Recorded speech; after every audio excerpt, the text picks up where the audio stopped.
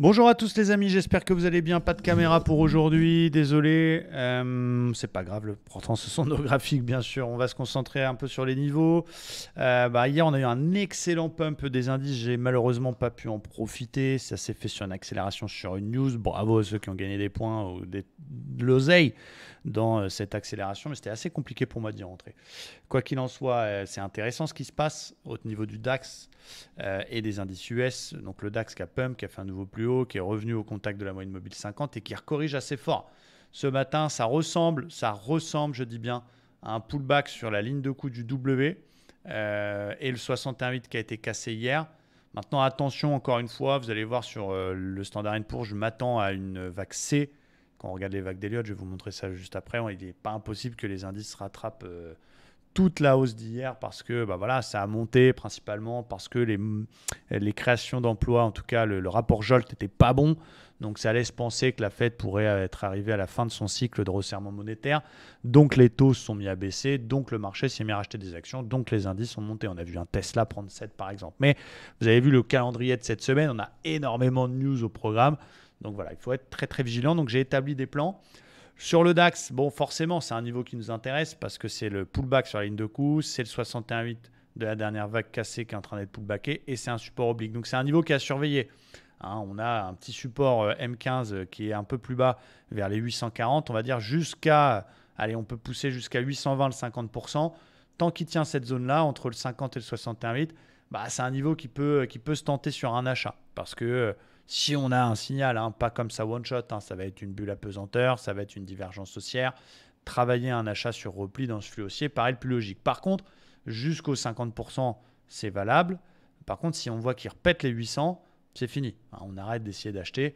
Et là, on va plutôt faire des ventes jusqu'au un retour sur les plus bas, finalement, avec un marché qui pourrait tout rattraper. Donc, à surveiller, c'est cette zone-là, le support. S'il y a un signal, c'est logique, c'est haussier, flux haussier court terme, on retourne sur le W, mais attention à se fixer une limite. Et du coup, je vais vous montrer sur le S&P ma conviction, ça reste mon avis, encore une fois, c'est les vagues d'Elliott que vous devez forcément connaître.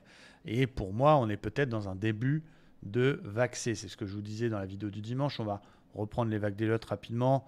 1, 2, 3, 4 et 5, ça c'est pour une vague de hausse. Et pour la baisse, on a du ABC, donc A, B, C.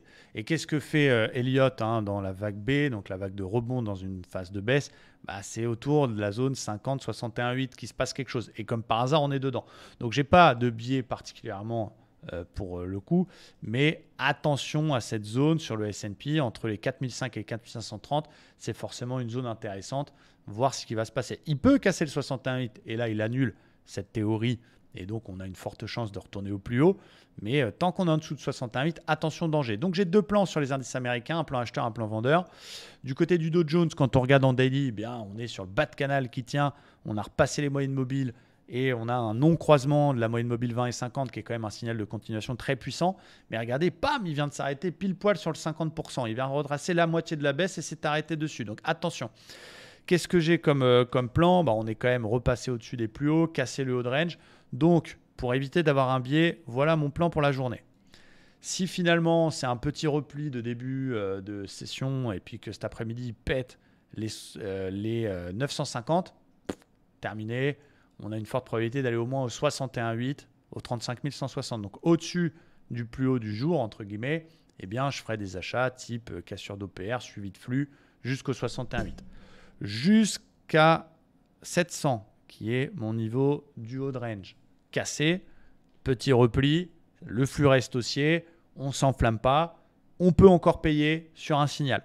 Par contre, s'il passe sous les 700, c'est que c'est une fausse sortie du range, comme il y a eu par le bas la dernière fois, fausse sortie par le haut. Sous la moyenne mobile 50, donc jusqu'à 700, je peux acheter sur repli. Sous 700, j'arrête d'acheter et je fais des ventes pour aller rechercher les plus bas, les 34 000, parce que c'est un gros échec.